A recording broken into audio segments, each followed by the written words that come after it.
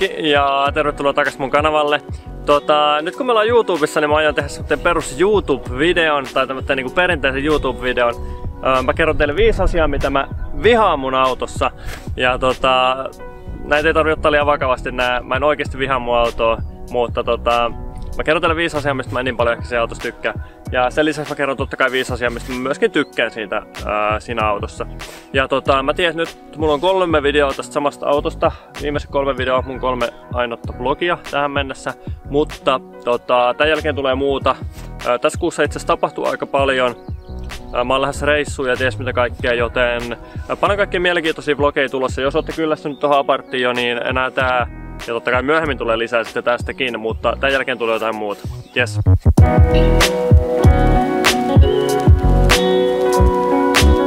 No niin, ensimmäinen asia mitä mä vihaan tässä autossa on tää alue tässä.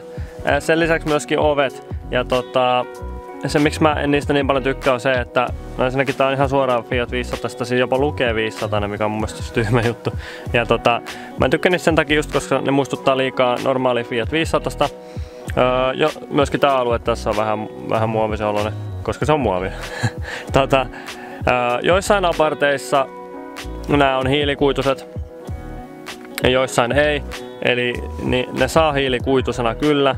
Se on mahdollista ostaa ja tilata, mutta hiilikuitu on jo ihan halpaa niin kuin tiedätte, joten mun pitää vähän miettiä onko se arvosta, mutta se toisi tätä sisältä vähän enemmän urheilullisemman näköiseksi sitten kuitenkin, jos noi olisi hiilikuitu eikä muovia.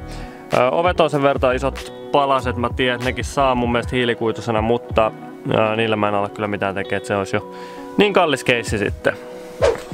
Toinen asia, mitä mä vihaan tässä autossa on se, kuinka huonosti tää kääntyy. Eli tässä on ihan älyttömän huono kääntösäde, ainakin mun mielestä. Ja jotenkin mä olettaisin, kun tää on pieni auto, että tää kääntyisi niinku hyvin ympäri, mutta ei tunnu kääntyvän. Mä en tiedä mistä se johtuu, vai kuvitteleks mä vaan. Mutta mun mielestä ei käänny kauhean hyvin. Ei mikään maailman iso juttu, mutta yksi asia, mitä mä vihaan. 3. asia, mistä mä en tykkää tässä autossa on se, kuinka kova taustamelu tuolla auton sisällä on. Silloin kun sillä ajaa vähänkään lujempaa, niin siellä on aika kova meteli. Ja no tietysti tää ei olekaan mikään luksusauto, niin sillä ei tarvitsekaan olla niin hiljainen. Mutta se on ehkä 3. asia, mikä sitten vähän kuitenkin häiritsee. 4. asia, mistä mä en tykkää tässä autossa on se, kuinka paljon tää, no ei nyt tosi paljon, mutta vähän niinku nittisee ja natisee täältä sisältä.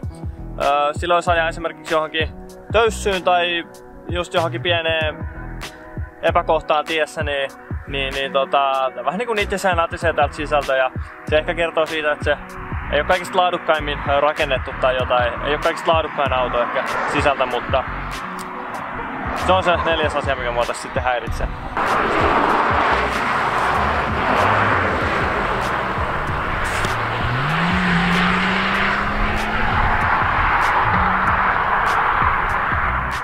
Kattokaa mikä sää täällä on. Pari päivää sitten satoi lunta. Ihan kunnolla siis. Oli maa valkoisena. Ja nyt näyttää tältä. Ja sitten 5. ja viimeinen asia, mitä mä vihaan tässä autossa on ajaminen jollain huonolla tiellä tai huonokuntoisella tiellä tai sitten vaikka mukulatiellä. Toi auto ei todellakaan ole mukava auto, varsinkaan jos tie on huonossa kunnossa. Joten se on ehdottomasti yksi asia, mistä ei kyllä voi tykätä. Se on varmaan ainut näistä asioista, mikä on oikeasti niin kuin vähän ärsyttävää, mutta sitten tullaan taas siihen, että ei toi auto ole tehty mihinkään niin kuin mukulateille kruisailuun. Mutta nyt me ollaan käyty tosiaan läpi kaikki huonot asiat, kaikki asiat, mistä mä en tykkää tuossa autossa. Ja mä lupasin teille myös, koska mä kävin 5 asiaa läpi, mitä mä vihaan tuossa autossa, niin myöskin käydä 5 asiaa läpi, mistä mä tosi paljon tykkään tuossa autossa. Ja ensimmäinen asia on totta kai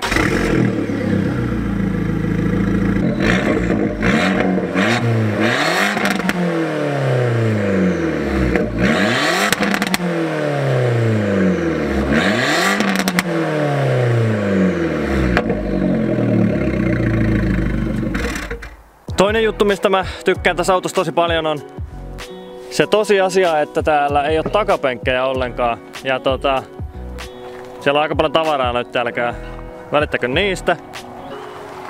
Pilaa mun video, hirveä meteli. Mutta tosiaan se, että ei ole takapenkkejä, niin se tarkoittaa sitä, että mulla ei tarvitse ottaa ketään muuta kyytiin. Muuta kuin yksi ihminen mun lisäksi, joten se on totta kai hyvä juttu. Kolmas asia, mistä mä tässä autossa tosi paljon tykkään, on tietysti tämän auton ulkonäkö. Siitä mä oon teille ennenkin kertonut, mutta se on tietysti mainitsemisen arvoinen asia. Eli mä tykkään tosi paljon siitä, miltä tämä auto näyttää, ja se on yksi niistä asioista, minkä takia mä tästä autosta sitten myöskin paljon tykkään. Itse asiassa tästä päästään neljänteen asiaan myöskin hyvin suoraan, koska neljäs asia tässä autossa, mikä mun mielestä on tosi kiva juttu, on se, että tavallaan ihmiset ottaa tämän niin kuin tosi positiivisesti vastaan. Itse asiassa just äsken, kun mä tässä on kuvannut tätä videoa, niin vanhempi herra tuolta naapurista tuli ihmettelemään ja kehumaan autoa ja kyselemään, että mitä mä teen. Ja myöskin kun tuolla ajaa kadulla, että vaikka se on niin kuin äänekäs auto, niin se ei aiheuta semmoista paheksuntaa ehkä samalla lailla kuin joku superauto saattaisi aiheuttaa. Ihmiset niin kuin katsoo mun mielestä silleen niin kuin hyvällä tavalla tätä autoa, eikä silleen paheksuvasti, ja tavallaan ihmiset vastaanottaa tämän auton tosi hyvin, ja tämä ei aiheuta millään tavalla niinku semmosia negatiivisia mielipiteitä. Mä en ole muuten yhdessäkään videossa vielä maininnut, mutta tässä on myös säädettävä alusta tässä autossa, eli edellinen omistaja on vaihtanut alustan tähän. Abartin alkuperäinen alusta on otettu pois, tähän on laitettu säädettävä alusta tilalle, koska se edellinen omistaja ajoi tätä myös talvella, jolloin se on tietysti halunnut vähän enemmän sitten maavaraa tähän autoon. Ja mä en ole itse asiassa laskenut tätä autoa alas. Mä en ole halunnut laskea sitä siitä syystä, koska niin kuin äsken vähän puhuinkin, niin joissain olosuhteissa on aika epämukava tämä auto. Ja esimerkiksi nyt jo pitää varoa tosi paljon kaikkia töyssyjä tai hidasteita. Mä pelkään, että se tekisi vähän tästä vielä vähän enemmän epäkäytännöllisen, jos sen laskisi niin alas, kun sen pystyisi, tai tästä vielä alemmas. Mutta totta kai sitten esimerkiksi mutkissa se olisi varmaan vielä paremmin tasapainossa se auto, kun se olisi vähän matalemmalla. Mutta en ole ihan vielä päättänyt, mitä mä teen. Että sitten taas se, että jos sitä laskee, niin se tosiaan arkikäytössä vähän niin kuin tekee siitä vielä tavallaan epämukavemman, niin pitää vähän katsoa. Totta kai se näyttäisi vähän paremmalta, jos se olisi laskettu alas, mutta mun mielestä se ei nytkään näytä huonolta, niin se ei näytä niin kuin liian korkealta, niin mun pitää vähän miettiä. Ja sitten viides asia, mistä mä tässä autossa tosi paljon tykkään, totta kai tää ajettavuus ja tää ajotuntuma.